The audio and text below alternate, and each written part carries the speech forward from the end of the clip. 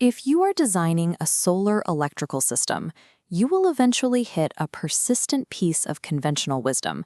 12-volt lighting is for off-grid builds, and 120-volt lighting is for traditional homes on the grid. The justification for this rule usually comes down to efficiency. A 12-volt system pulls power directly from your battery bank.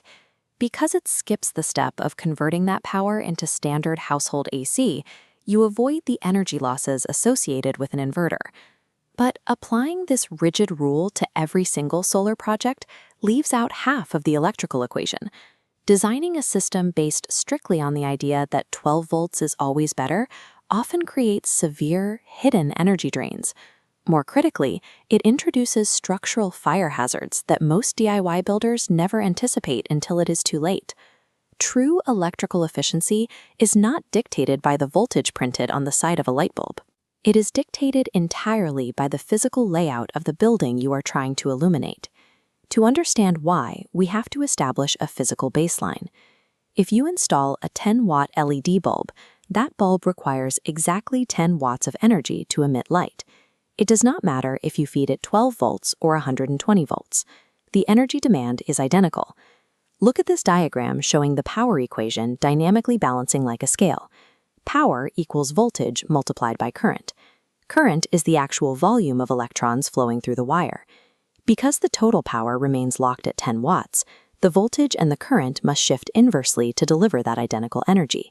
If we run the math for a 12-volt system, delivering those 10 watts requires the system to push roughly 0.83 amps of current to the bulb.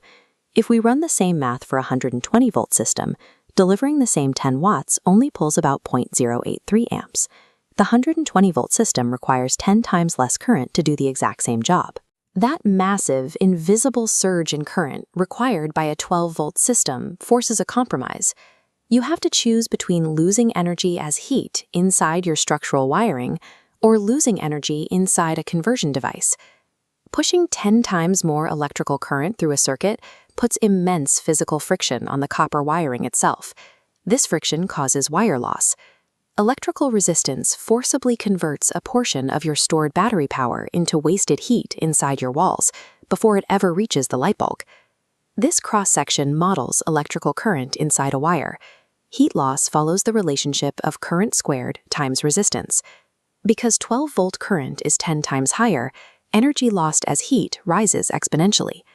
This friction causes voltage drop, the physical degradation of electrical power the further it travels from the battery. The real-world symptom of this math is obvious. If you run a 12-volt circuit down a long hallway or to the far end of a large cabin, the lights at the end of the run will be noticeably dimmer than the ones near the battery. The only way to counter this physical degradation in a 12-volt system is to purchase excessively thick, highly expensive copper cabling to lower the resistance. Opting for 12 volts does not eliminate energy loss. It simply relocates the loss from a piece of equipment in your solar room directly into the structural wiring of your building. 120-volt systems bypass extreme wire friction by operating at low current, but they require a centralized gatekeeper to function, the inverter. This brings us to the most dangerous misconception in DIY solar. People assume that because a low-voltage wire cannot fatally shock a human being, the system is inherently safe to install casually. Remember the power equation. Delivering standard wattage at 12 volts requires moving massive amounts of electrical current. If you push that high current through standard or undersized DIY wiring meant for lower current loads, the physical friction generates intense heat. This localized overheating can easily melt wire insulation.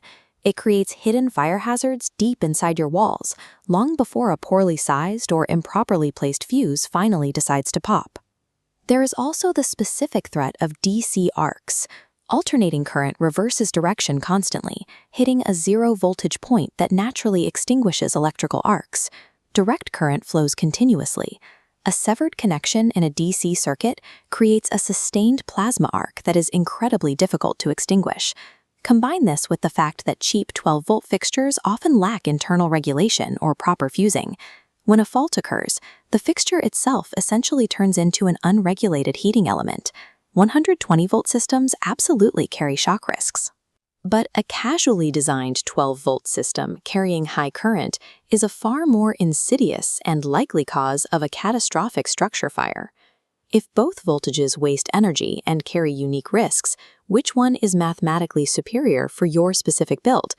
The answer has nothing to do with the bulbs and everything to do with the physical architectural footprint of the project. This graph maps total energy lost against physical distance. At extremely short distances, 12-volt wire loss is effectively zero, but as cable runs lengthen, 12-volt wire loss climbs aggressively, crossing a threshold where wire heat wastes more power than the fixed 120-volt inverter tax. Physical distance is the ultimate enemy of low-voltage efficiency. If you are a mobile DIYer building out a van, an RV, or a single-room shed, your layout is perfectly suited for low voltage. A pure 12-volt system works brilliantly for compact footprints. The wire runs are too short for voltage drop to drain your energy. You just have to ensure you use properly sized, thicker wire and strict, perfectly placed fuses. However, if you are an off-grid homeowner wiring a multi-room cabin, a full-sized house, or a property with external outbuildings, the geometry changes completely. For expansive footprints, a 120-volt system is highly recommended. Accepting the fixed inverter tax is vastly superior to battling crippling voltage drops, buying thousands of dollars of heavy copper cable, and introducing high current fire risks into your walls. The voltage alone never dictates the efficiency or the safety of a solar lighting system. The correct architectural design does.